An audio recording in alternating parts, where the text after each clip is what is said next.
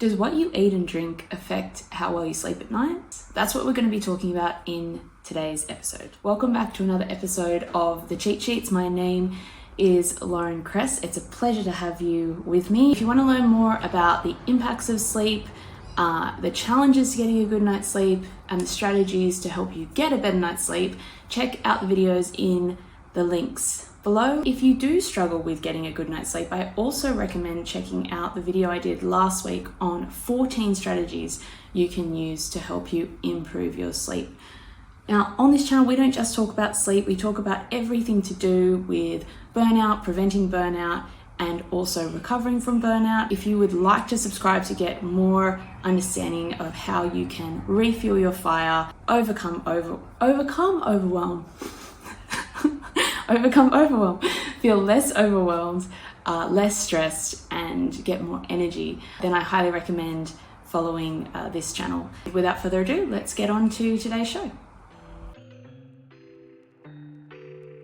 So, nutrients that support sleep include, and this one you've probably heard of before, tryptophan. Tryptophan is an amino acid and it's a precursor to serotonin and melatonin. These are two hormones that play a really important role in sleep regulation.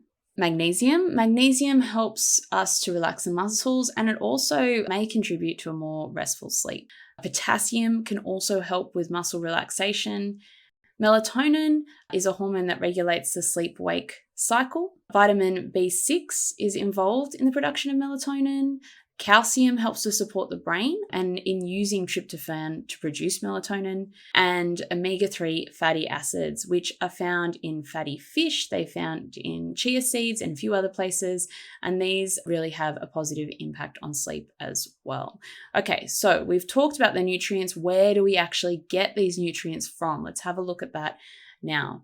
Okay, so foods that may enhance sleep quality. Number one, turkey. Because this contains tryptophan, it really can help to produce serotonin and melatonin, which we mentioned before.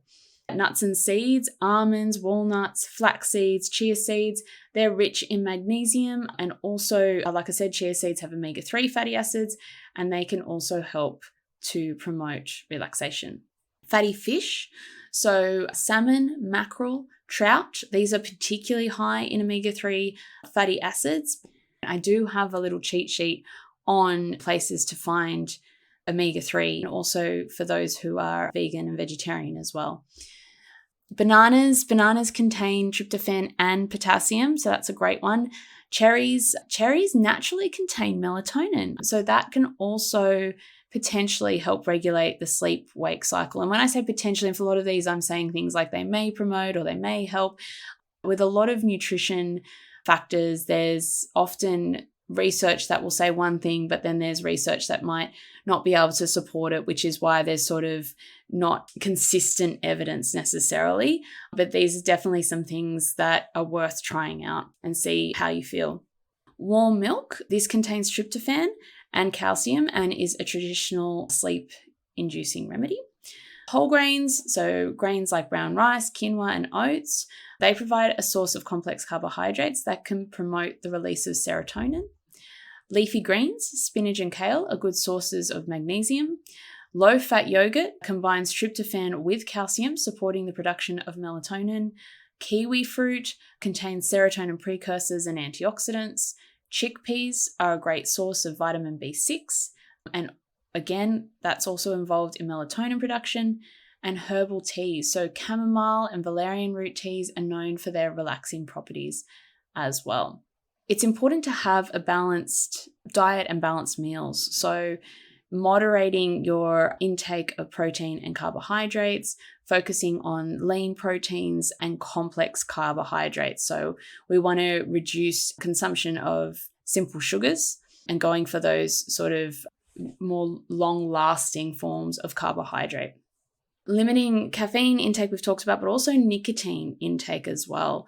So I would say really trying to eliminate nicotine consumption. I'm an ex-smoker, so I know that can be really, really tough, but that would be obviously the best, would just be to get rid of it altogether, but definitely trying to reduce it in the hours leading up to bedtime is very important. So we want to stay hydrated, but we also don't want to have excessive fluids before bed because, like we said, we want to minimize disruptions, but we also need to stay hydrated throughout the day. So make sure you're getting enough water during your waking hours, and then a couple of hours before bed, that's when you can start to reduce the intake of water. Avoiding heavy meals we talked about, but also foods that are spicy or fatty, especially if you're having them late at night. This can disrupt sleep as well. And if you're going to have a snack, having something that again is light, it's not just carbohydrates, maybe it's got a bit of protein in it as well, such as a small bowl of whole grain cereal with milk. Just a small snack is less likely to disrupt your sleep. So that's it from me for this week. If you're looking for more content before my video comes out next week, I recommend checking out my podcast, Refuel Your Fire. I recently did an episode on macronutrients and how to get the right macronutrient balance to meet your goals. If you enjoyed this, you'll probably enjoy that as well. You can also follow me on my blog. I'll put all those links in the description below. And if you would like a free coaching session to help you clarify and achieve your goals, please also check out the link in the description below. I would love to meet you and chat with you further about that as well. If you're looking for science-based fitness guidance, career coaching, and self-care strategies, explore our products, including free workouts and group training opportunities, along with special offers to unlock a healthier, more empowered you. Visit www.thecheatsheets.co to find out more.